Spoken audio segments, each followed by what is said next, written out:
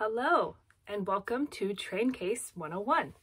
My name is Rachel Barlow, and I'm going to be going over all of the different things that you need to know to recover your own train case. Today, we are going to talk about the different options you have when picking out a train case. Our very first option is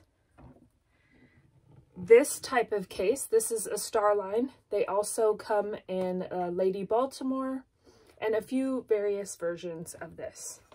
This case does not feature any rivets exterior, as you can see, and is a really beautiful and simple option for recovering.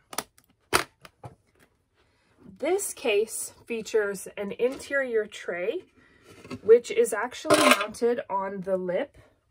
So it does not have any rivets because the tray mounts here. So if you're wanting to keep your tray, this is a great option for you. This tray is pretty simple in that this is all stapled in and is pretty easy to remove. This is one of the easiest trays, and it's one of my favorites just because of its vintage and classic design. The next tray that we're going to be talking about, the next train case that we're going to be talking about is the American Tourister style. There are a few different styles like this, but I'm going to be talking about this one. It did have a tray in it, which I have removed. There are two holes right here and right here that held the tray in place.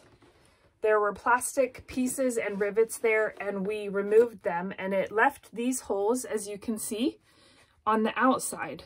We're planning to fill those holes with Chicago screws, but keep that in mind when you're picking out your case, the depth of what you will need to do to reline it. So these cases have rivets, but again, it's a simple fix to purchase some Chicago screws to fill that hole.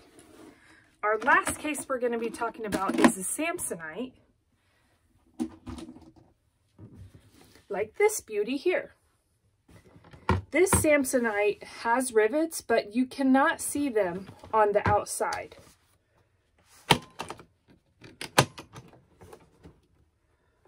This is the Samsonite Royal Traveler. This one is the Medalist, but there are a few different versions that are pretty similar. As you can see, rivets hold this piece in place. Now, what we do when we reline our cases, we take this piece and pull it off with a set of pliers. So it removes this and we don't put the tray back in, but it is an option to put the tray back in, and we will discuss how to do that later on in another video. So if you decide not to put a tray in, you would simply be removing this and creating this new lining. There are rivets in here along the edges. Again, you cannot see them on the outside. And what you would do is just sand them down so that they're nice and flat. And we'll go over that in our next video when we discuss how to remove the lining of your train case. Hope you guys have a great day, and thank you so much for learning about picking out your train cases.